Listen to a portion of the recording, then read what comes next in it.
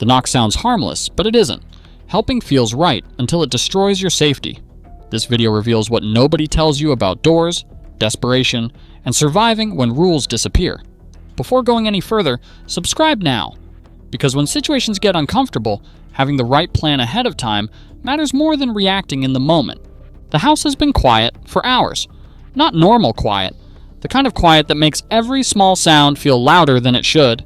Then it happens. A knock. Not loud, not aggressive, just enough to be heard. Alex feels it instantly. The pause, the hesitation, the split second where the brain tries to catch up. Part of Alex wants to help.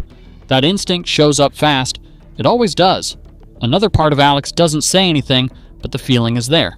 Something about this moment matters more than it seems. That knock isn't just a knock, it's a decision point. Alex knows that whatever happens next won't be undone easily. Opening the door feels simple. Closing the door feels cold. Waiting feels wrong.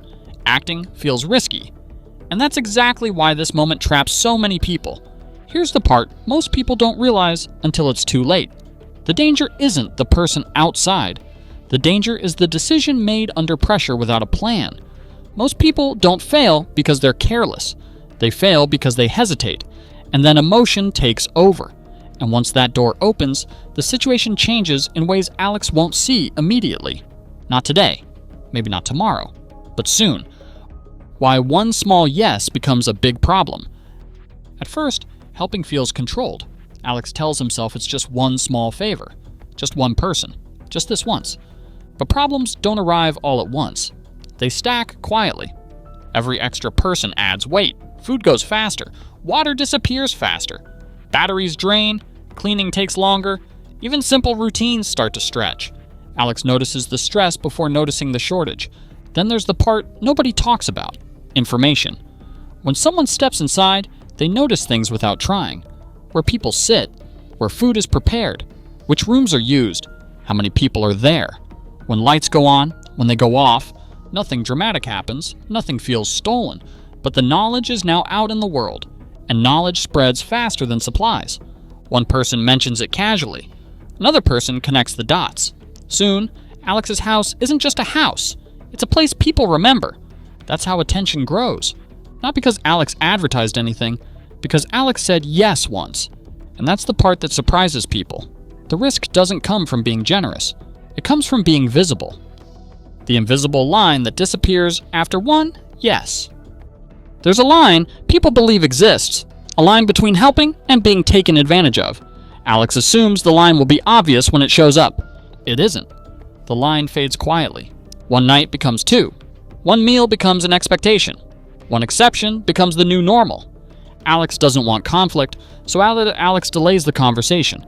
That delay costs control. Saying no later feels harsher than saying no early.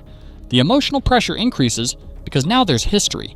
Alex starts managing feelings instead of managing safety. That's when people lose their home without losing the building. The truth is uncomfortable, but simple. The first no is the kindest no. It prevents confusion, it prevents resentment, and it prevents situations from escalating into something Alex never planned for. Boundaries don't protect supplies, they protect decision-making. Why the safest homes are boring homes. The safest house on the street is rarely the strongest. It's the one nobody thinks about. Alex learns quickly that attention equals risk. Not because people are bad, but because people notice contrast. Light in darkness. Sound in silence. Comfort during struggle. A boring home blends in. Sound is the first giveaway. A quiet house suggests nothing is happening. A noisy one suggests comfort, power, or activity. Alex learns to limit sound, not eliminate it, but control it. Light is even louder. One glowing window stands out more than people expect. Alex seals light leaks, keeps brightness low, and avoids patterns that signal routine. Then there's smell. Food smells travel. Warm meals advertise stability. Alex becomes intentional about cooking choices and timing. Even appearance matters. Alex doesn't look prepared. Alex looks average. No special gear, no visible upgrades, no signals that invite curiosity. The goal isn't deception, the goal is neutrality, and neutrality keeps doors unknocked. But even with all of this, someone will eventually show up. So Alex prepares for that too. Layers, not locks. Control through time. Alex stops thinking of safety as one barrier and starts thinking in layers. The first layer is what people see from a distance. A normal house. Nothing inviting, nothing hostile. The second layer is space. A yard, a driveway, or even a short walkway that creates time. Time to notice movement. Time to prepare. The third layer is distance during interaction. Alex never speaks to someone standing right at the door.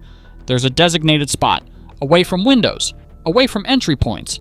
The final layer is the door itself. Solid, locked, never opened during conversation. Each layer slows things down. Slowing things down keeps Alex in control. Control doesn't come from strength, it comes from structure. When the front yard is a hallway. Alex doesn't live in a house with a yard. Alex lives in an apartment. That changes the rules, but not the principles. There's no buffer zone, no early warning. The hallway becomes the danger space. That makes the door more important, not less. Alex reinforces the door, strengthens the frame, uses tools that allow seeing and speaking without opening. Sound matters more in shared buildings.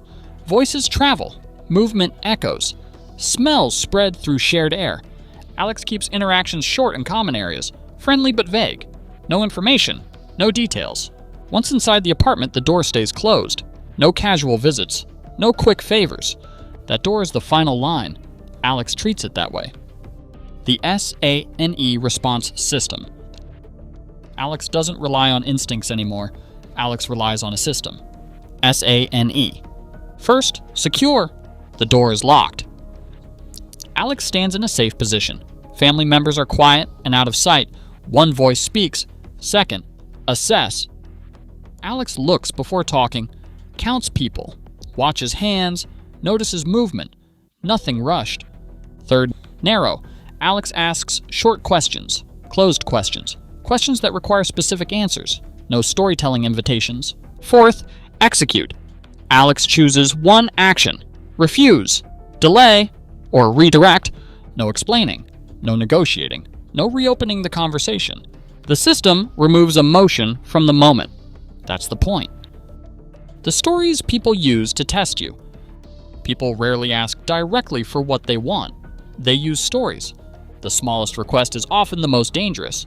A glass of water, a phone call, something that requires opening the door. Alex says no, every time.